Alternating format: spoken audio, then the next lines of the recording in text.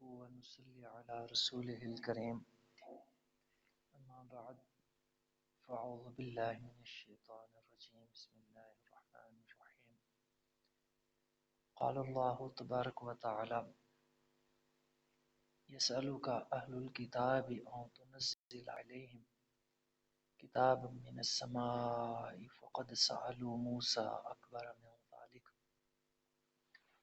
فقالوا أرنا الله جهرة فأخذتهم الصاعقة بظلمهم ثم اتخذوا العجل من بعد ما جاءتهم البينات فعفونا عن ذلك وآتينا موسى سلطانا مبينا صدق الله العظيم.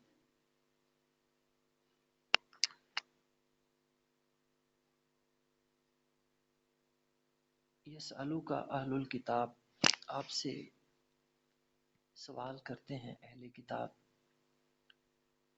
ان تنزل علیہم، کہ آپ نازل کروائیں ان کے اوپر، کتاب من السماء، آسمان سے کتاب، یعنی اللہ تعالیٰ کی طرف سے. یہ تقاضا مطالبہ اہل کتاب نبی علیہ السلام سے کرتے تھے.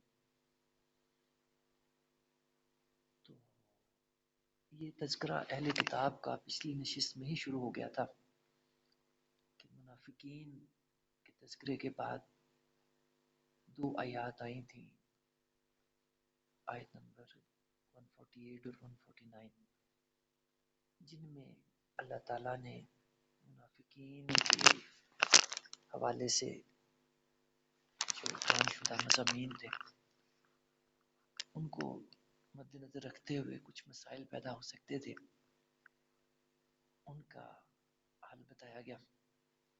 مسلمانوں کا طرز عمل کیا ہونا چاہیے ایسی صورتحال میں. اور پھر اس کے بعد 150 آیت مبارکہ سورۃ النساء کے، اس میں اللہ تعالیٰ نے جو ہے اہل کتاب کا تذکرہ شروع کر دیا، اور اس میں اللہ تعالیٰ نے ان کا رویہ بیان فرمایا کہ وہ اللہ اور اس کے رسولوں کے درمیان تفریق کرتے ہیں. اس میں اللہ تعالیٰ نے 2 طرح کی تفریق کا ذکر فرمایا تھا کہ ایک تو فرمایا یریدون ان یفرقوا بین اللہ ورسولہ، ایک تو تفریق یہ ہے کہ یہ کہا جائے کہ ہم اللہ کو تو مانتے ہیں لیکن اللہ کے رسولوں کو نہیں مانتے. تو اس کو بھی اللہ تعالیٰ نے گمراہی کہا کہ اللہ کو، وہ اللہ کی کتابوں کا ماننا، اللہ کا ماننا قابل قبول ہے جو اللہ کے رسولوں کو ماننے کے ساتھ مانا جائے. تو ایسا کہنا بھی یہ گمراہی ہے. اور دوسری جو تفریق ہے اللہ اور اس کے رسولوں کے درمیان، وہ ہے نؤمن ببعض ونکفر ببعض، اللہ کے کچھ رسولوں کو مان لینا اور باقیوں کے بارے میں کہنا کہ نہیں ہم ان کو نہیں مانتے. وَيُرِيدُونَ أَن يَتَّخِذُوا بَيْنَ ذَلِكَ سَبِيلًا، اور کوئی ایسی راہ نکالنا. تو اس کو بھی اللہ تعالیٰ نے گمراہی کہا، اور یہی جو طریقہ ہے اہل کتاب کا. اہل کتاب یہود و نصارہ کو کہتے ہیں، یہود یہودیوں کو اور نصارہ عیسائیوں کو کہا جاتا ہے. تو ان دونوں کے پاس چونکہ کتاب تورات تھی تو قرآن ان کو اہل کتاب کہتا ہے. تو ان کا تذکرہ دونوں کا جو ہے یہاں پہ اسی حوالے سے بنتا ہے. ان دونوں کا جو طرز عمل ہے وہ یہی ہے کہ یہ اپنی دانست میں اللہ کو بھی مانتے ہیں اور اللہ کے بعض رسولوں کو بھی مانتے ہیں. جس طرح یہود جو ہے ابراہیم علیہ السلام، اسحاق علیہ السلام، یعقوب علیہ السلام، یوسف علیہ السلام، موسیٰ علیہ السلام، یہ سارے ان کے اندر ہی اللہ کے نبی آئے اور یہ انہی اللہ کے نبیوں کی اولاد بھی تھے یہود. تو باقی نبی جس طرح کہ حضرت محمد صلی اللہ علیہ وسلم اللہ کے آخری جو ہے نبی بھی تھے، رسول بھی آپ ہیں، تو تو ان کا یہ انکار کرتے ہیں، کہتے ہیں کہ ہم ان کو نہیں مانیں گے۔ نصارہ کا بھی یہی حال تھا، وہ بھی حضرت عیسیٰ علیہ السلام کو، دوسرے نبیوں کو کہتے ہیں کہ ہم مانتے ہیں، اور جو ہے حضرت محمد صلی اللہ علیہ وسلم اللہ کے آخری نبی کو کہتے ہیں ہم نہیں مانتے۔ تو اللہ تعالیٰ نے اس طرز عمل کو بھی کفر کہا، اس کو بھی گمراہی کہا، کہ اللہ کے کچھ رسولوں کو ماننا، باقیوں کا انکار کرنا، یہ اللہ کے نزدیک کفر ہے، گمراہی ہے۔ تو جو صحیح ایمان ہے وہ فرمایا والذین آمنوا باللہ ورسلہ ولم یفرقوا بین احد منہم، صحیح ایمان فرمایا وہ ہے جو اللہ کو بھی مانا جائے اور اللہ کے سارے رسولوں کو مانا جائے، کسی ایک کا بھی انکار نہ کیا جائے، یہ صحیح ایمان ہے۔ تو ان کو اللہ تعالیٰ نے جو ہے اجر کا وعدہ دیا اور اپنی مغفرت کا، رحمت کا اللہ تعالیٰ نے ان کو یقین دلایا۔ تو اب اہل کتاب کا ایک تذکرہ شروع ہو چکا تھا 150 آیت سے، جس کی میں نے ابھی تفصیل بیان فرمائی۔ تو آج کی آیت مبارکہ جو 152 ہے، سوری 153 ہے، اس میں جو ہے انہی کو اللہ تعالیٰ نے جو ہے مخاطب کرتے ہوئے کہ ذکر فرمایا کہ جو اہل کتاب ہیں یہ اے پیارے نبی صلی اللہ علیہ وسلم آپ سے تقاضا کرتے ہیں، آپ سے یہ مطالبہ کرتے ہیں کہ آپ ان کے اوپر کوئی آسمان سے کتاب نازل کریں ان کے دیکھتے دیکھتے۔ یعنی آپ کا یہ دعویٰ تھا نا کہ میرے اوپر اللہ کی کتاب آتی ہے، اللہ مجھ پہ وہی نازل کرتا ہے۔ تو اب انہوں نے بھی یہی آپ سے تقاضا کر دیا کہ اچھا ٹھیک ہے، آپ پہ اگر اللہ وہی نازل کرتا ہے تو پھر آپ ہمارے اوپر بھی کوئی آسمان سے اللہ کی طرف سے کتاب نازل کریں تو پھر ہم مانیں گے۔ تو ایسی باتیں انہوں نے نبی اکرم صلی اللہ علیہ وسلم سے کرنی۔ تو آپ ان کے یہ تقاضے سن کے تو آپ نے پریشان بھی ہونا، آپ کا دل بھی دکھنا، صدمہ بھی ہونا آپ کو کہ یہ کیسے لوگ ہیں، کیسی کیسی باتیں کر رہے ہیں میرے ساتھ۔ تو جو ہے اللہ تعالیٰ نے نبی اکرم صلی اللہ علیہ وسلم کو جو تسلی دی اور فرمایا کہ اے پیغمبر آپ ان کی اس طرح کے تقاضوں سے پریشان نہ ہو۔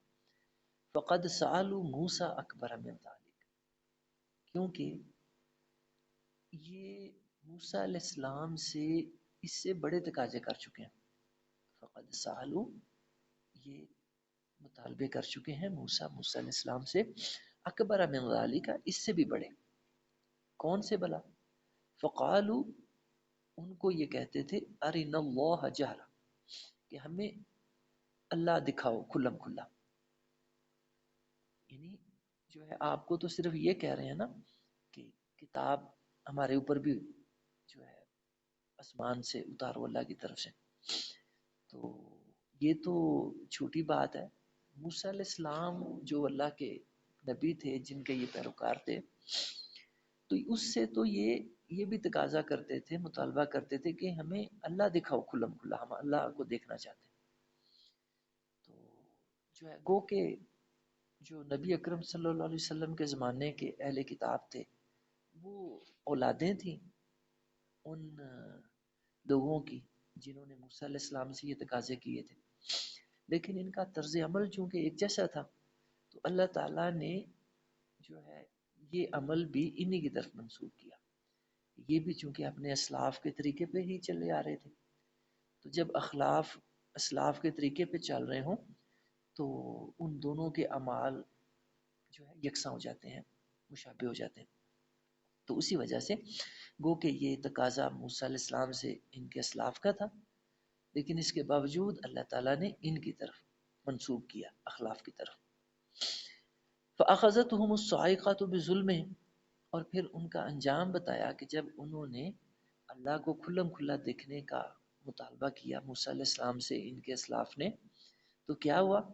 فَأَخَذَتْهُمُ الصَّاعِقَةُ، تو اللہ کی طرف سے صاعقہ کا عذاب آیا، بِظُلْمِهِمْ، ان کے اس ظلم کی وجہ سے، یعنی ان کے اس مطالبے کو، ناجائز مطالبے کو اللہ تعالیٰ نے ظلم قرار دیا۔ تو اسی اصول کے تحت جو موجودہ اہل کتاب تھے نبی اکرم صلی اللہ علیہ وسلم کے زمانہ مبارکہ میں، ان کو بھی یہی کہا گیا کہ ان کا بھی یہ تقاضا، یہ گمراہی ہے، ظلم ہے، کوئی اچھی بات نہیں ہے۔ اب سائکا جو ہے عربی میں کہتے ہیں کڑک کو، اور ایسی کڑک جس کے اندر جو ہے گرج پائی جائے، جس کے اندر جو ہے مطلب جو ہے گن گرج ہو، جس کے اندر جو مطلب جو ہے بڑی آواز، جس طرح کی بجلی کٹکتی ہے تو اس وقت آواز آتی ہے، اس کو سائکا کہا جاتا ہے۔ اور پھر اس کے اندر برق بھی، بجلی بھی جو ہے پائی جاتی ہے سائکا کے اندر۔ اور قرآن مجید میں ایک اور مقام پہ ان کے اسی جو ہے عذاب کا تذکرہ ہے، اسی پکڑ کا اللہ کی، تو وہاں اس کو کہا گیا فَأَخَذَتْهُمُ الرَّجْفَةُ، یعنی یہاں سائکا اللہ تعالیٰ نے بیان فرمایا، اور ایک ایک مقام پہ قرآن مجید میں اسی چیز کو اللہ نے رجفہ بھی کہا۔ رجفہ کہتے ہیں زلزلے کو، جب زمین ہلنے لگ جاتی ہے، کانپنے لگ جاتی ہے، تو اس کو جو ہے رجفہ کہا جاتا ہے۔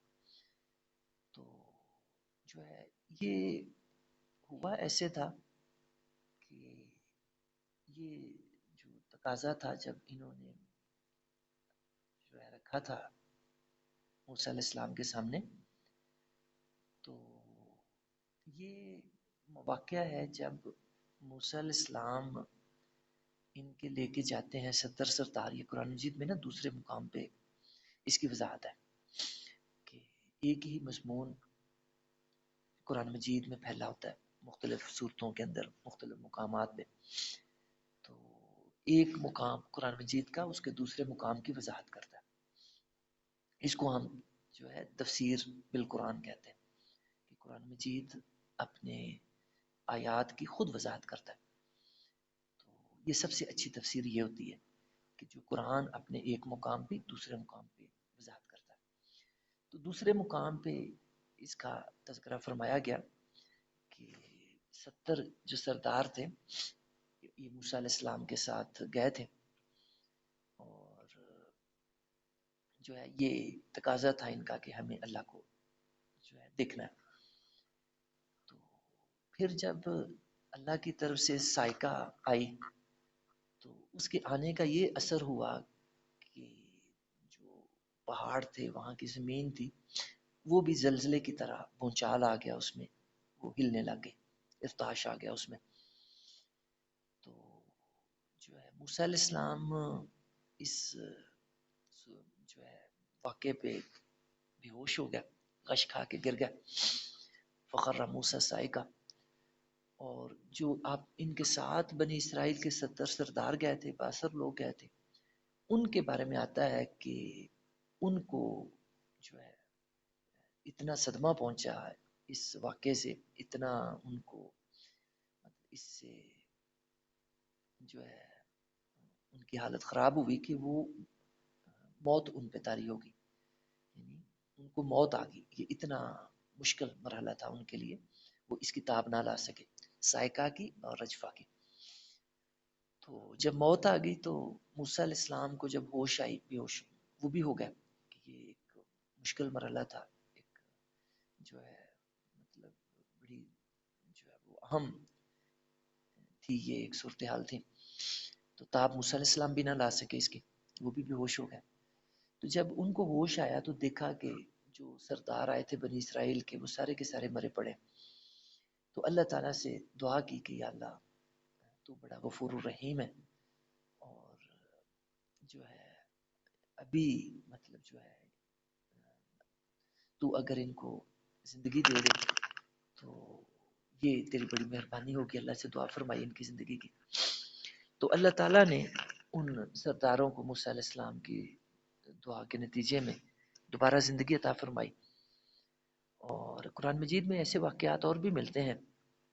عیسیٰ علیہ السلام کے بارے میں آتا ہے کہ قم بإذن اللہ، مردوں کے پاس کھڑے ہوتے اور کہتے کہ قم بإذن اللہ، اللہ کے حکم سے کھڑے ہو جاؤ، تو مردوں کے اندر جان پڑ جاتی، مردے کھڑا ہو جاتے. پھر عیسیٰ علیہ السلام کے بارے میں قرآن مجید میں آتا ہے کہ وہ مٹی سے جو ہے پرندے کی شکل بناتے اور اس میں پھونک مارتے اپنی، تو اس کے اندر جان پڑ جاتی. یعنی مردوں کے اندر یا بے جان چیزوں کے جن کو ہم سمجھتے ہیں ان کے اندر جان کا پڑ جانا، یہ قرآن مجید میں اور مقامات پہ بھی اس کا تذکرہ ہے. یہ اللہ کے لیے کوئی بڑی چیز نہیں ہے، ہمارے لیے یہ کوئی بڑی چیز ہو سکتی ہے. مردے کا جی اٹھنا، مردے کا زندہ ہو جانا ہمارے لیے ایک بہت بڑا کام ہے، لیکن اللہ کے لیے یہ چیز مشکل نہیں ہے. اللہ کے لیے یہ جو ہے بہت آسان ہے، اور اللہ کے پیغمبروں کے ہاتھوں یہ چیز ظہور پذیر ہوتی رہی ہے. تو موسیٰ علیہ السلام کی دعا پہ وہ 70 سردار جو بنی اسرائیل کے ساتھ گئے تھے زندہ ہو گئے. اور جو ہے اس کا تذکرہ یہاں پہ فرمایا گیا الصاعقہ میں، ظلم کے سبب ان کو صاعقہ نے آ لیا. تو یعنی ان کے اس کا فعل کو، اس اللہ کو دیکھنے کے مطالبے کو اللہ نے ظلم کہا. اچھا، قرآن مجید میں سورۃ الاعراف میں موسیٰ علیہ السلام کا بھی یہ مطالبہ بیان ہوا اللہ تعالیٰ سے، یعنی کہ موسیٰ علیہ السلام کے بارے میں آیا کہ انہوں نے بھی اللہ سے یہ تقاضا کیا تھا کہ اللہ انظر الیک، یا اللہ میں آپ کا دیدار کرنا چاہتا ہوں، میں دیکھنا چاہتا ہوں آپ کو. تو اللہ تعالیٰ نے کہا تھا کہ قال لن ترانی، کہ موسیٰ علیہ السلام تو مجھے اس دنیا کے اندر ان آنکھوں کے ساتھ نہیں دیکھ سکتے، ولکن انظر الی الجبل، لیکن دیکھو یہ پہاڑ، اس کی طرف دیکھو، میں اس پہ اپنی تجلی جو ہے وہ مطلب جو ہے ڈالوں گا. فَإِنِ اسْتَقَرَّ مَكَانًا، اگر یہ پہاڑ میری تجلی برداشت کر گیا، فَسَوْفَ تَرَانِی، تو پھر تو بھی مجھے دیکھ لے گا. تو پھر اللہ تعالیٰ نے فَلَمَّا تَجَلَّى رَبُّهُ لِلْجَبَلِ، جب اللہ تعالیٰ نے اپنی تجلی پہاڑ پہ ڈالی تو وہ پہاڑ جو تھا جعلہ دکا، وہ ریزہ ریزہ ہو گیا. وخر موسیٰ صعقا، اور موسیٰ علیہ السلام غش کھا کے بے ہوش ہو گیا. فلما افاق، جب جو ہے ان کو ہوش آیا تو جو ہے اللہ تعالیٰ سے توبہ کی. قال تبت الیک، سبحانک، یا اللہ تو پاک ہے، میں توبہ کرتا ہوں. قال سبحانک تبت الیک وانا اول المؤمنین، اور یا اللہ میں معافی مانگتا ہوں کہ یہ مجھ سے غلط مطالبہ ہو گیا، اس پہ معافی مانگی. یعنی مطالبے دونوں کے ایک طرح کے تھے دیکھنے میں. موسیٰ علیہ السلام کا بھی مطالبہ تھا اللہ کے دیدار کا، تو ان کے ساتھ تو یہ معاملہ پیش آیا جو میں نے ابھی آپ کے سامنے رکھا. یہ سورۃ الاعراف میں اللہ نے وضاحت فرمائی اس کی. اور ان کا بھی مطالبہ بنی اسرائیل کے سرداروں کا بھی یہی تھا، لیکن فرق یہ تھا کہ موسیٰ علیہ السلام جو ہے وہ ادب کے دائرے کے اندر رہتے ہوئے اللہ کے سامنے اطمینان قلب کا جو ہے تقاضا سامنے رکھ رہے تھے. لیکن جو یہ بنی اسرائیل کے سردار تھے، یہ جو ہے اور ان کا جو ہے مقصد تھا، ان کی نیت اور تھی. تو جو ہے نیتوں کے بدلنے سے اعمال میں فرق آ جاتا ہے. بلکہ جو ہے فرمایا گیا انما الاعمال بالنیات، کہ اعمال کا دار و مدار ہی نیتوں پہ ہے.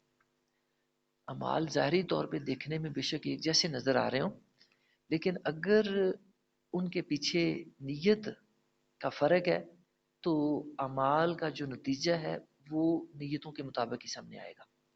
اگر نیت اچھی ہے تو اعمال کا نتیجہ اچھا سامنے آئے گا. اگر نیت بری تھی، غلطی سے عمل اچھا ہو گیا، تو اس کا بھی نتیجہ اچھا نہیں سامنے آئے گا بلکہ برا ہی سامنے آئے گا.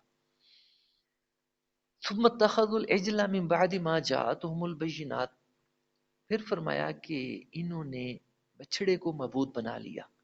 یہی جو ہے یہود کا ہی تذکرہ چل رہا ہے، بنی اسرائیل کا ہی تذکرہ چل رہا ہے. من بعد ما جاءتهم البينات، اس کے بعد کہ ان کے پاس بینات آ گئی.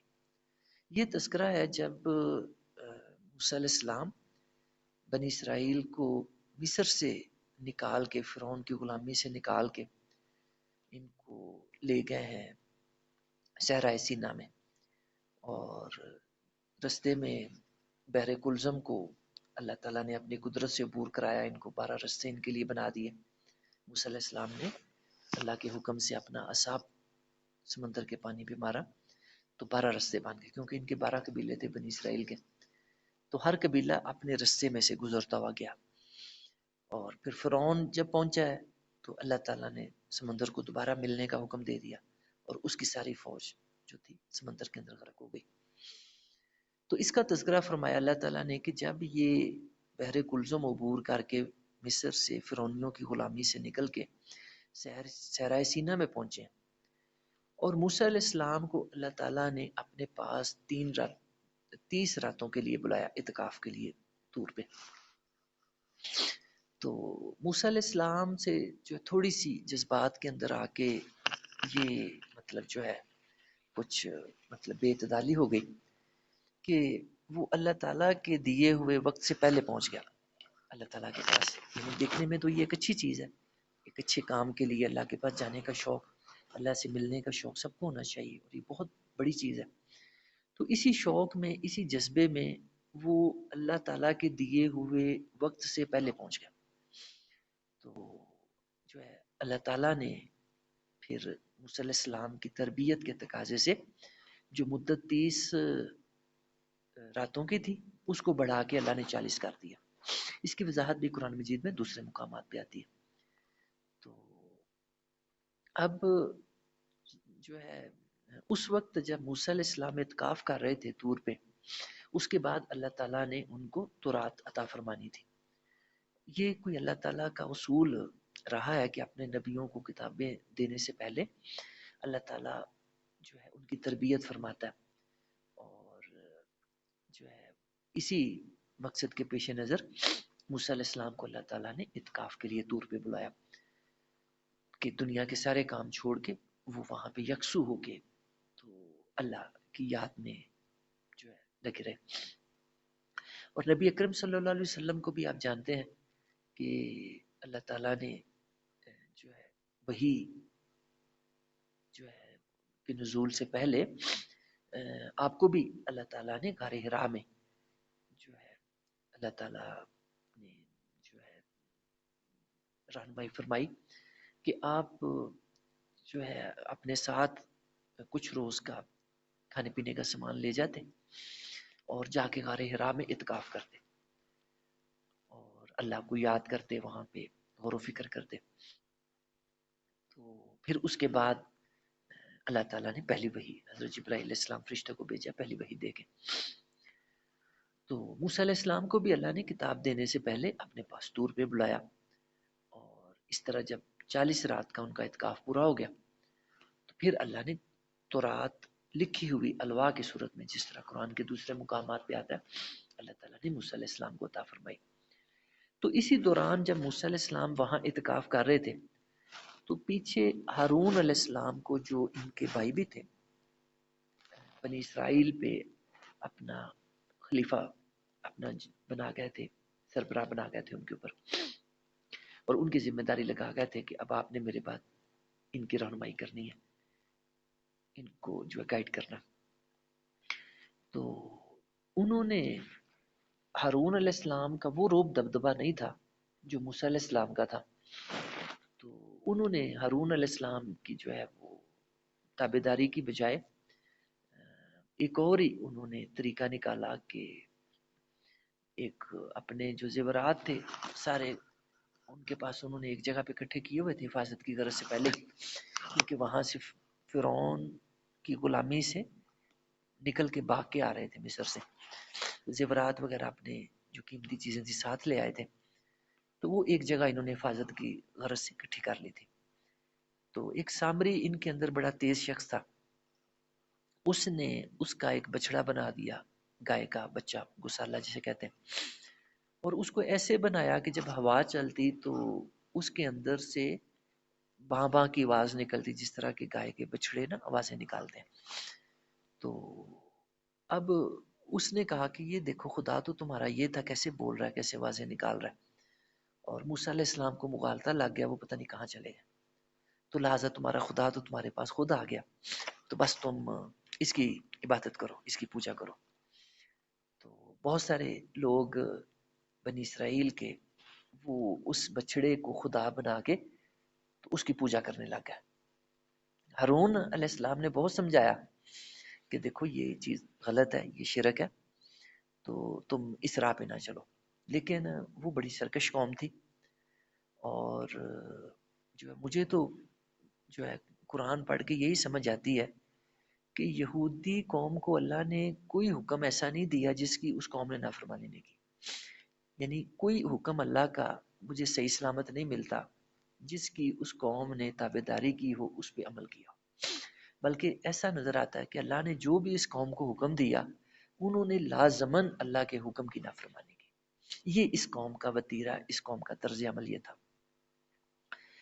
تو اب جو ہے ہارون علیہ السلام اب پیچھے ہو گئے، جب انہوں نے دیکھا میری نہیں چل رہی، تو جو ان کی بات جن لوگوں نے مانی ان کو وہ سمجھاتے رہے، اور جنہوں نے نہیں مانی تو وہ ایک سائڈ پہ ہو گئے، لیکن کہتے رہے، سمجھاتے رہے ان کو پھر بھی، لیکن جو ہے بس معاملہ یہیں تک رکھا اور کوئی سخت ایکشن نہیں لیا ان کے خلاف۔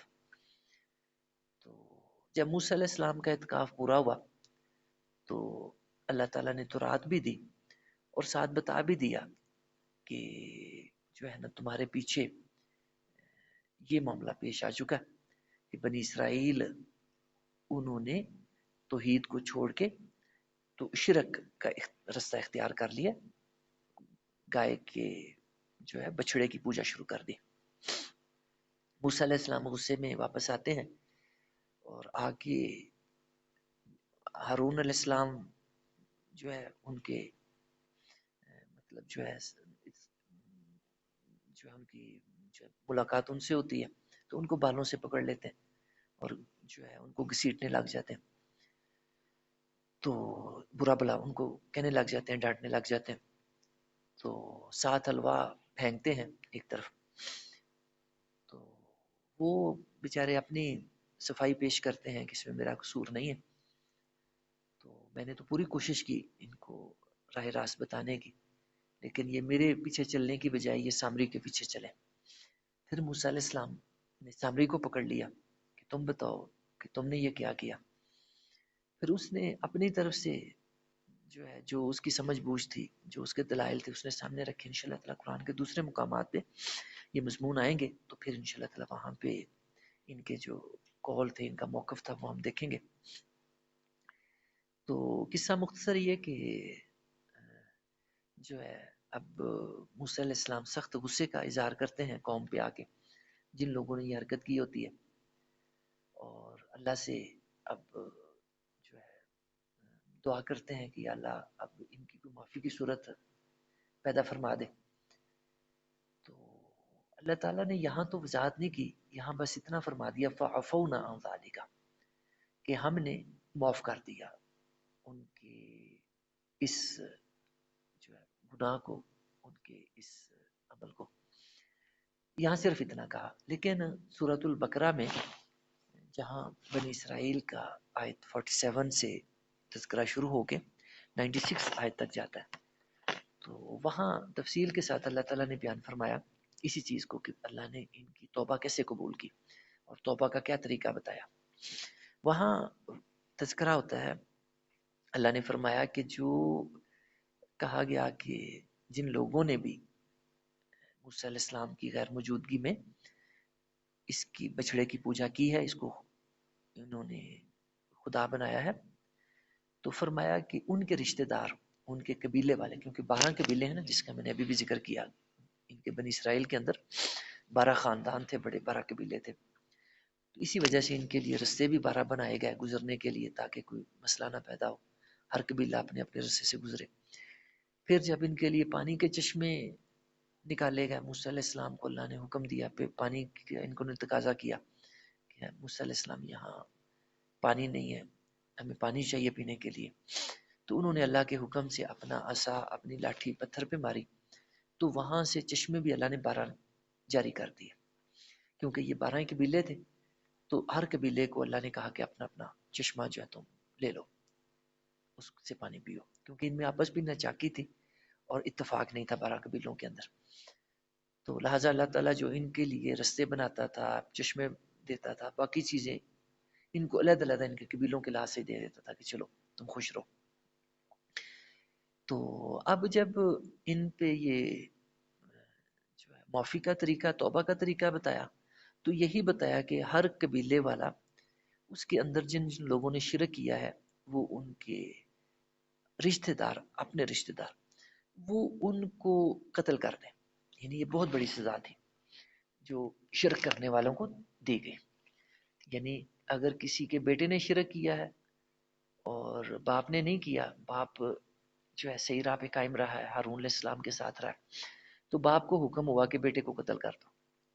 اگر کسی کے بھائی نے کیا ہے، ایک بھائی نے شرک کیا، دوسرا صحیح راہ پہ رہا، تو اس کے بھائی کو حکم ہوا کہ شرک کرنے والے کو تم قتل کرو. یعنی اس طرح سے ان کو حکم ہوا کہ اپنے جو قریبی رشتہ دار ہیں جنہوں نے شرک کیا ہے، ان کو، وہ لوگ جنہوں نے شرک نہیں کیا تھا، وہ ہارون علیہ السلام کے ساتھ جو رہے تھے، وہ ان کو پکڑ کے قتل کر دیں. تو یہ بڑی سخت سزا تھی جو ان کو دی گئی شرک کرنے والوں کو. تو ایک میرے ذہن میں مسئلہ آ رہا ہے، ایک دفعہ ایک ساتھی نے سوال کیا تھا کہ جو مرتد کی سزا ہے یہ جو ہے اسلام میں جو ہے قتل کی رکھی گئی ہے، کہ جو اسلام کو چھوڑ کے کفر میں، شرک میں جاتا ہے تو اس کی دین میں سزا قتل کی جو ہے دی گئی ہے، رکھی گئی ہے. تو کسی نے اعتراض کیا کہ یہ سزا قرآن میں کہاں، کہ مطلب اس کا یہ تھا کہ قرآن میں مرتد کی یہ سزا نہیں ہے. تو ایک اور ہمارے ساتھی نے پھر قرآن کی یہ آیت سورۃ البقرہ کی، جہاں فرمایا گیا کہ فَاقْتُلُوا أَنفُسَكُمْ، کہ جنہوں نے یہ شرک کیا ہے، موسیٰ علیہ السلام کی غیر موجودگی میں بچڑے کی پوجا کی ہے، ان کو ان کے رشتہ دار ہی جو ایمان پہ قائم رہے ہیں وہ اس ارتداد کی بنیاد پہ ان کے سر قلم کر دے، ان کو قتل کر دے. تو یعنی یہ دلیل انہوں نے دی اور یہ بہت اچھی دلیل تھی ماشاءاللہ. تو یہ اتنی سخت سزا ہے شرک کی. اور جو ہے یہ جب انہوں نے عمل کیا، شرک کرنے والوں کو قتل کیا، جس کی یہاں صرف اللہ تعالیٰ نے اشارہ کیا اس مقام پہ، اور وضاحت اس کی سورۃ البقرہ میں اور دوسرے مقامات پہ فرمائی کہ اس طریقے سے جو ہے توبہ ان کی قبول کی گئی. جب شرک کرنے والوں کو قتل کر دیا گیا تو اب کہا کہ ٹھیک ہے، اب تمہاری توبہ قبول ہو گئی. یہ توبہ کا طریقہ اللہ نے بتایا. وَآتَيْنَا مُوسَى سُلْطَانًا مُبِينًا، اور پھر اللہ تعالیٰ نے موسیٰ علیہ السلام کو بڑی واضح دلائل عطا فرمائے. سلطان کہتے ہیں دلیل کو، حجت کو، اور مبین کہتے ہیں ایسی حجت، ایسی دلیل جو کہ بڑی واضح ہو، بڑی قاطع ہو، فیصلہ کن ہو. اس سے مراد موسیٰ علیہ السلام کی وہ معجزات ہے جس کا قرآن مجید میں مختلف مقامات پہ تذکرہ آتا ہے. اور ان کے ساتھ ساتھ ایک چیز جس کو لوگ چھوڑ جاتے ہیں اس ضمن میں، وہ اللہ کی کتاب ہے، وہ تورات ہو یا قرآن مجید ہو. یہ سب سے بڑا معجزہ ہوتا ہے نبی کے پاس. جو اللہ کی کتاب ہوتی ہے یہ نبی کا سب سے بڑا معجزہ ہوتا ہے. تو جو ہے یہ بھی مطلب جو ہے سلطان مبین ہے، بڑی واضح حجت ہے اور جو ہے دلیل قاطع ہے.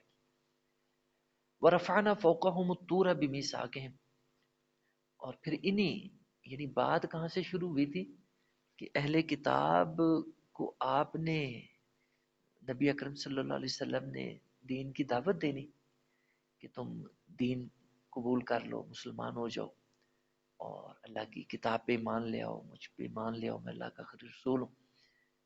تو انہوں نے آگے سے اس طرح کی جو ہے غلط آگے سے تقاضے غلط مطالبے شروع کر دینے، جس طرح کہ یہاں بیان ہوئے. تو اب اللہ تعالیٰ نے ان کے اس مطالبے کا جو ہے جواب دینا شروع کیا، اور وہی جواب چلا آ رہا ہے. اسی کو جاری رکھتے ہوئے فرمایا وَرَفَعْنَا فَوْقَهُمُ الطُّورَ بِمِيثَاقِهِمْ. ان کی تاریخ کے ان کی جو نافرمانیوں کے بڑے بڑے واقعات تھے اللہ تعالیٰ نے وہ سامنے رکھ دیے کہ ان کی تاریخ تو یہ ہے کہ جو ہے یہ اتنے بیک گراؤنڈ کے باوجود یہ کس منہ سے ایسی باتیں کر رہے ہیں آپ کے ساتھ. تو فرمایا وَرَفَعْنَا فَوْقَهُمُ الطُّورَ بِمِيثَاقِهِمْ کہ وہ وقت بھی یاد کرنے والا ہے ان کی تاریخ کا کہ جب اللہ تعالیٰ نے طور کو ان کے اوپر اٹھا دیا تھا. طور پہاڑ کا نام ہے صحرائے سینا کے اندر، جہاں یہ بحر کلزم کو عبور کر کے آئے تھے نا بنی اسرائیل، تو وہی طور پہاڑ اسی علاقے میں تھا. تو ان سے جب میثاق لیا گیا بنی اسرائیل سے، تو اس طرح اللہ نے لیا، اس کی صورت ایسی بنائی کہ طور پہاڑ کو اللہ نے معلق کر دیا، ان کے اوپر اٹھا دیا ان کے سروں میں. یہ اس لیے نہیں تھا، کچھ لوگ اس کا غلط مطلب بیان کرتے ہیں. وہ کہتے ہیں کہ یہ طور اللہ نے اٹھا دیا کہ مانو گے تو ٹھیک ہے، نہیں مانو گے تو میں تمہارے اوپر گرا دوں گا. جی شاباش بیٹے رکھ دیں. ہاں شاباش. ہاں تو یہ تقاضا جو ہے یہ اس کی جو مطلب وضاحت ہے یہ ٹھیک نہیں ہے، کیونکہ اللہ تعالیٰ نے دین کے بارے میں جبر نہیں رکھا ہوا. تو دین کو اللہ تعالیٰ نے اختیار کا معاملہ دیا ہے، یعنی جو اپنی مرضی سے دین کو اختیار کرتا تو اس کو اللہ تعالیٰ نے قبول کیا ہے، اور دین کے معاملے میں جو جبر ہے وہ اللہ تعالیٰ نے پسند نہیں فرمایا. تو ان کو بھی اللہ تعالیٰ نے مطلب یہ بات نہیں کہی تھی. جو لوگ اس کا یہ مطلب بیان کرتے ہیں ان کو غلط سمجھ آئی یہاں پہ. تو اس کا صحیح جو مطلب ہے وہ یہ ہے کہ اللہ تعالیٰ نے اس میثاق کی اہمیت بیان کرنے کے لیے اور اس میثاق کو پختہ کرنے کے لیے اللہ تعالیٰ نے ایسا کیا تھا کہ طور کو اللہ نے ان کے اوپر اٹھایا، یہ بتانے کے لیے کہ تم جس خدا کے ساتھ میثاق کر رہے ہو، جس خدا کے ساتھ تم معاہدہ کر رہے ہو، وہ خدا کوئی کمزور نہیں ہے، کوئی مطلب گئی گزری ہستی نہیں ہے، بلکہ وہ اتنی طاقت والا ہے کہ وہ طور پہاڑ کو تمہارے سروں کے اوپر جو ملک بھی کر سکتا ہے، کھڑا بھی کر سکتا ہے. اور جو خدا یہ کر سکتا ہے وہ تمہاری نافرمانی پہ تمہیں اس کے ذریعے کچل بھی سکتا ہے. یہ اللہ تعالیٰ نے اپنی قدرت اور طاقت کا اظہار کیا یہ میثاق کے لیے، کیونکہ یہ مانتے تو پہلے سے تھے، کیونکہ نبیوں کی اولاد تھے. ابراہیم علیہ السلام، اسحاق علیہ السلام، یعقوب علیہ السلام، یوسف علیہ السلام، ایسے نبیوں کی یہ اولاد تھے. تو مانتے یہ پہلے سے تھے اللہ کو، لیکن یہ مانتے ایسے تھے کہ جو ہے سرکش بڑے تھے. یہ زبانی کلامی مان کے تو ساتھ ہی نافرمانی شروع کر دیتے، عمل ان کے نافرمانی کے تھے. زبان سے مانتے تھے لیکن عمل ان کے وہ نافرمانی کے تھے. تو فرمایا کہ وَرَفَعْنَا فَوْقَهُمُ الطُّورَ بِمِيثَاقِهِمْ کہ اللہ تعالیٰ نے اپنی قدرت کے اظہار کے لیے طور کو اٹھایا، رفع کیا. وَقُلْنَا لَهُمُ ادْخُلُوا الْبَابَ سُجَّدًا. اور ایک تو یہ بتانا اہمیت تھی اس میثاق کی، اللہ کی کتاب کی. یہ اصل میں جو میثاق ہے یہ جو ہے اللہ اور اللہ کے بندوں کے درمیان جو شریعت ہوتی ہے یہ میثاق ہوتا ہے کہ اللہ تعالیٰ شریعت دیتا ہے بندوں کو. تورات بھی شریعت تھی، کتاب قرآن مجید بھی شریعت ہے. تو یہ میثاق ہوتا ہے بندوں اور اللہ کے درمیان. یہ کتاب ایک معاہدہ ہوتا ہے، ایگریمنٹ ہوتا ہے. اللہ کہتا ہے کہ یہ میرے احکام ہیں، ان کے مطابق تم چلو گے تو جو میرے انعام ہیں وہ میں تمہیں دوں گا، اور تمہیں اپنا قرب عطا کروں گا، اپنی رضا سے نوازوں گا، اپنی نعمتوں سے نوازوں گا. اور اگر تم ان کی پرواہ نہیں کرو گے تو پھر میرے غضب اور غصے کا تم مستحق ٹھہرو گے اور عذاب کے مستحق ٹھہرو گے. تو اس کو میثاق کہا. وَقُلْنَا لَهُمُ ادْخُلُوا الْبَابَ سُجَّدًا. اور پھر کہا کہ تم داخل ہو عبادت گاہ کے دروازے سے سجدہ عاجزی انکساری کے ساتھ. یعنی یہ اہمیت بتائی اللہ تعالیٰ نے اپنے جو گھر کی، جہاں اللہ کی عبادت کی جاتی ہے. تو ان کے جو معبد تھے، جو ان کی عبادت گاہ تھی، یہودی اپنے عبادت گاہ کو کنیسہ کہتے ہیں، جس طرح مسلمان مسجد کہتے ہیں. تو اسی طرح وہ اپنی عبادت کے گھر کو کنیسہ کہتے ہیں.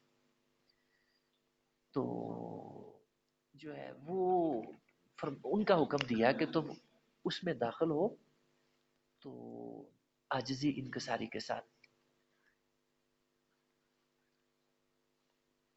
اور جو ہے یہ تمہارا رویہ ہونا چاہیے. یہ گویا کہ انہیں نماز قائم کرنے کا اللہ تعالیٰ کہہ رہے ہیں، کیونکہ جو عبادت گاہ ہے وہ نماز کے قیام کے لیے پہلے سے چلی آ رہی ہے. اور بنی اسرائیل بھی اپنی جو عبادت گاہ ہوتی تھی وہاں جا کے نماز کا اہتمام کرتے تھے. اس کا ذکر قرآن مجید میں دوسرے مقامات پہ بھی کیا گیا اس کا. تو یہاں بھی وَقُلْنَا لَهُمُ ادْخُلُوا الْبَابَ سُجَّدًا، جو ان کی عبادت گاہ تھی اس میں نماز کو قائم کرنے کا، انہیں اہتمام کے ساتھ ادا کرنے کا اللہ تعالیٰ نے حکم دیا، اس کی تلقین فرمائی. تو وَقُلْنَا لَهُمْ لَا تَعْدُوا فِي السَّبْتِ، اور پھر اللہ تعالیٰ نے سبت کے حوالے سے ان کو جو ہے ہدایت دی. وَقُلْنَا لَهُمْ لَا تَعْدُوا فِي السَّبْتِ. تو یہ سبت کا جو ہے اللہ کا حکم ہے، اور اس کے حوالے سے ان کا طرز عمل پچھلی نشستوں میں تفصیل کے ساتھ میں نے جو بیان کیا تھا سورۃ الاعراف میں. اللہ تعالیٰ نے بڑی وضاحت کے ساتھ یہ جو ہے سبت والوں کا معاملہ بیان کیا. میں مختصراً چونکہ یہاں پہ اس کا تذکرہ آیا ہے تو مختصراً اس کا بیان کر دیتا ہوں کہ سبت جو ہے یہ ہفتے کو دن کو کہتے ہیں. عربی کے اندر ہفتے کو یوم السبت کہا جاتا ہے. اور یہ جس طرح ہمیں اللہ تعالیٰ نے جمعے کا دن دیا ہے عبادت کرنے کے لیے، اور فرمایا کہ یا ایھا الذین آمنوا اذا نودی للصلاة من یوم الجمعہ فاسعوا الی ذکر اللہ وذروا البیع، کہ اے ایمان والو جب جمعے کے دن تمہیں اللہ کی جو ہے نماز کے لیے بلایا جائے تو تم اپنے کاروبار تجارت چھوڑ دو، اپنے کام کو چھوڑ دو اور اللہ کے ذکر کی طرف دوڑو. فاسعوا الی ذکر اللہ وذروا البیع. تو اسی طرح ان کو اللہ نے یوم السبت یعنی ہفتے کا دن کہا تھا کہ اس دن تم کاروبار نہ کرو اور اس دن اللہ کی عبادت کرو. جس طرح عیسائی ہم دیکھتے ہیں کہ وہ جو ہے یوم الاحد ان کا ہے، جس کو اتوار کہتے ہیں اردو کے اندر. وہ اتوار والے دن چرچ جاتے ہیں اور جا کے جو انہوں نے کوئی اپنا سلسلہ بنایا ہوا ہے اللہ کو یاد کرنے کا وہ کرتے ہیں. تو یہود کو جو ہے یوم السبت دیا گیا تھا، ہفتے کا دن عبادت کے لیے دیا گیا تھا، اللہ کو یاد کرنے کے لیے، نماز پڑھنے کے لیے. اور منع کر دیا گیا تھا کہ تم نے اس دن تجارت نہیں کرنی، کاروبار نہیں کرنا. تو جس طرح آج ہمارے مسلمان شرعی ہیلے ایجاد کرتے ہیں، اچھا بھلا اللہ کا حکم ہوتا ہے اور اس کے اندر ہیلے نکالتے ہیں اللہ کو دھوکہ دینے کے لیے، اللہ کو جو ہے فریب دینے کے لیے. اور اپنی دانست میں سمجھ رہے ہوتے ہیں کہ ہم نے ماشاءاللہ کتنے سمجھدار ہیں کہ دین پہ عمل بھی کر لیا اور جو ہے اپنا دنیا کا فائدہ بھی حاصل کر لیا ہیلا نکال کے. تو یہ اپنی سمجھ بوجھ ہے. اصل تو وہ ہے جو اللہ کے کاغذوں میں، اللہ اس کو کیا سمجھ رہا ہے. تو یہی حال ان کا تھا، یہودیوں کا تھا، کہ جب یوم السبت تھا نا تو اس دن ان کی آزمائش کے طور پہ چونکہ اللہ نے کاروبار کرنا منع کیا ہوا تھا، بزنس کرنا منع کیا ہوا تھا، مچھلیاں پکڑنے کی، شکار کی بھی ممانعت تھی کہ شکار بھی نہیں کرنا. تو ان کی آزمائش کے لیے یہ ہونا کہ یہ بستی ان کی تھی جو ہے سمندر کے کنارے ان کی آبادی تھی. تو آزمائش کے لیے جو جس دن یوم السبت ہونا، ہفتہ ہونا، اس دن تو مچھلیاں اچھل اچھل کے سامنے آنی. تو باقی دنوں میں پتہ ہی نہ چلنا مچھلیاں کہاں غائب ہوگی، کہاں جا کے سو گئی. تو انہوں نے کہا کہ یہ اب کچھ کیا جائے کہ باقی دنوں میں تو مچھلیاں نظر نہیں آتی، تو اب یہ ایک ہفتے والے دن ہی آتی ہیں، اور یہ اللہ نے ہمیں منع بھی کر دیا ہے کہ شکار نہیں کرنا ہفتے والے دن۔ اب انہوں نے شرعی ہیلا نکالا، جس طرح آج ہمارے مسلمان شرعی ہیلے نکالتے ہیں، تو انہوں نے بھی کیا نکالا کہ ایسے چھوٹے چھوٹے انہوں نے نالیاں بنا لی کہ جو ہے مچھلیاں آئیں تو آٹومیٹیکلی وہ ان نالیوں کے ذریعے جو ہے ادھر آ جائیں وہاں سے دریا سے، اور پھر جب سبت گزر جائے، اگلا یوم الاحد شروع ہو، اتوار شروع ہو، تو اس دن تو اللہ نے شکار کی اجازت دی ہے، تو ہم پھر یہ جہاں آ کے ادھر ہمارے یہ مطلب نالیوں کے ذریعے ادھر آ چکی ہوں گی، تو ہم پھر اس کو آرام سے پکڑ لیا کریں۔ تو یہ ایک انہوں نے شرعی ہیلا نکالا کہ آٹومیٹیکلی جو ہے وہ مطلب جو ہے آ جائے کریں مچھلیاں ہفتے والے دن۔ تو ہم نے کون سا خود پکڑی ہے یا جال لگایا ہے یا خود ہم نے کچھ کیا ہے اس دن پکڑنے کے لیے؟ تو اللہ تعالیٰ نے ان کے اس شرعی ہیلے کو نافرمانی قرار دیا اور ان کو سخت سزا دی، اور اتنی سخت سزا دی کہ ایسی سزا مطلب کہ کسی اور جرم پہ میں نے قرآن میں نہیں پڑھی۔ جن لوگوں نے یہ شرعی ہیلا نکالا، اللہ کو دھوکہ دینے کی کوشش کی، فرمایا فَقُلْنَا لَهُمْ كُونُوا قِرَدَةً خَاسِئِينَ۔ دوسرے مقام پہ اللہ نے یہ فرمایا کہ اللہ نے ان کو ذلیل بندر بنا دیا، دنیا کے اندر ہی ذلیل بندر اللہ نے بنا لیا، اتنی سخت سزا دی یہ شرعی ہیلا کرنے والوں کو۔ تو اس لیے دین کے معاملے میں شرعی ہیلے نہیں نکالنے چاہیے، اور اللہ کی جو احکام کا منشا ہے اس کے مطابق، اس کی روح کے مطابق عمل کرنا چاہیے۔ جو لوگ ایسا کرنے والے تھے ان کو تو اللہ نے ذلیل بندر بنا دیا، اور جو لوگ ان کو منع کرتے تھے کہ دیکھو ایسی حرکت نہ کرو، یہ تم اللہ کے دین کے ساتھ یہ کھیل رہے ہو اور اللہ کو دھوکہ دینے کی کوشش کر رہے ہو، تو ایسے کام نہ کرو، غلط کام۔ ان کو تو اللہ نے فرمایا کہ میں نے بچا لیا، ان کو میں نے جب عذاب آیا نا اللہ کا ذلیل بندر بنانے کا، تو ان کو اللہ نے بچا لیا۔ اور پھر جو تیسرے لوگ تھے جو نہ خود یہ غلط کام کرتے تھے، یہ ایسا شرعی ہلا جو خود نہیں کرتے تھے اور نہ ہی ان کو روکتے تھے، ان کا اللہ نے تذکرہ ہی نہیں کیا کہ ان کے ساتھ کیا میں نے کیا یا کیا میں کروں گا۔ تو لہٰذا جو ہے بہتری کی جو راہ ہے وہ یہی نظر آئی کہ خود بچنا بھی جو ہے اللہ کی نافرمانی کے کام سے، اور دوسروں کو روکنا بھی، یہ دونوں چیزیں جو ہے ایمان کا تقاضا ہے۔ اور نبی علیہ السلام کی مشہور حدیث مبارکہ ہے کہ من رعا منکم منکرا فلیغیرہ بیدہ۔ ایمان کا پہلا درجہ بتایا کہ جب تم منکر کو دیکھو، برائی کو دیکھو، تو ہاتھ سے روکو۔ فَإِن لَمْ يَسْتَطِعْ فَبِلِسَانِهِ۔ اگر اتنی طاقت نہیں ہے، ڈر ہے کہ میں جو ہے طاقت استعمال کروں گا تو اس کا مجھے نقصان پہنچ جائے گا، تو پھر جو دوسرا درجہ ایمان کا فرمایا کہ پھر زبان سے روکو، زبان سے اس کو برا کہو، برائی کو کرنے والوں کو روکو جیسے انہوں نے کیا۔ اور پھر جو ہے تیسرا درجہ فرمایا کہ وہ ہے فَبِقَلْبِ، کہ دل سے برا سمجھو، اور جو بندہ دل سے بھی برا نہیں سمجھا، برائی کو نہیں سمجھتا، فرمایا وَذَلِكَ أَضْعَفُ الْإِيمَانِ، کہ اس سے نیچے ایمان کا کوئی درجہ نہیں، وہ اپنے ایمان کی خیر بنائے، اس کے اندر ایمان نہیں ہے۔ تو جو ہے یہی ان کا حال ہوا۔ اور کچھ لوگ یہ کہتے ہیں کہ موجودہ بندر جو ہے ان کی پھر وہ نسل چلی آگے، ایسا نہیں ہوتا۔ اللہ کا جو عذاب آتا ہے پھر ان لوگوں کی نسلیں نہیں چلا کرتی، ان کی اللہ تعالیٰ نسلیں ختم کر دیتا ہے۔ تو جن کو اللہ نے بندر بنایا پھر آگے ان کی نسلیں نہیں چلی، ان کو اللہ نے پھر عذاب سے تباہ کر دیا، ان کو اللہ نے دنیا کے اندر جو ہے ختم کر دیا، نیست و نابود کر دیا۔ اچھا یہ تو ان کا جو ہے ان کی تاریخ کا اللہ نے یہ بھی واقعہ بیان کر دیا سبت کے حوالے سے۔ وَأَخَذْنَا مِنْهُمْ مِيثَاقًا غَلِيظًا، اور پھر فرمایا کہ جو ان سے میثاق، وہی جس کا پیچھے تذکرہ ہوا تھا، جس کو لینے کے لیے اللہ نے طور کو رفع کیا، ان کے اوپر اٹھایا. تو اسی کے لیے فرمایا وَأَخَذْنَا مِنْهُمْ مِيثَاقًا غَلِيظًا، کہ یہ اللہ نے بڑے اہتمام کے ساتھ ان سے میثاق لیا تاکہ ان کو اندازہ ہو کہ یہ کوئی چھوٹا موٹا کام نہیں ہے، کیونکہ ان کی عادت تھی سرکشی کی. یہ دین کو مذاق سمجھتے تھے، دین کو ہنسی کھیل سمجھتے تھے. اور جو ہے یہ سارے لوگ نہیں تھے، یہ اکثریت ان کی جو ہے نا ان کا یہ حال تھا.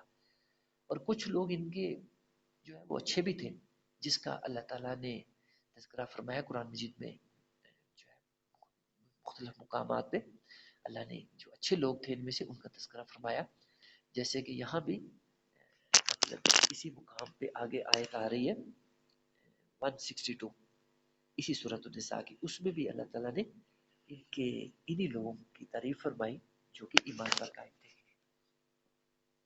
لیکن اکثریت جو تھی ان کی وہ نافرمان تھی، وہ سرکش تھی، اور اللہ کے احکام کو توڑنا ان کے بائیں ہاتھ کا کھیل تھا، اور وہ بڑے آرام سے اللہ کے احکام کو توڑتے، ان کی نافرمانی کرتے. تو جو ہے انشاءاللہ تعالیٰ یہی مضمون ہم اگلی نشست میں بھی جاری رکھیں گے. اللہ تعالیٰ ہمیں دین کو سمجھنے کی عمل کی توفیق عطا فرمائے. وآخر دعوانا ان الحمد للہ.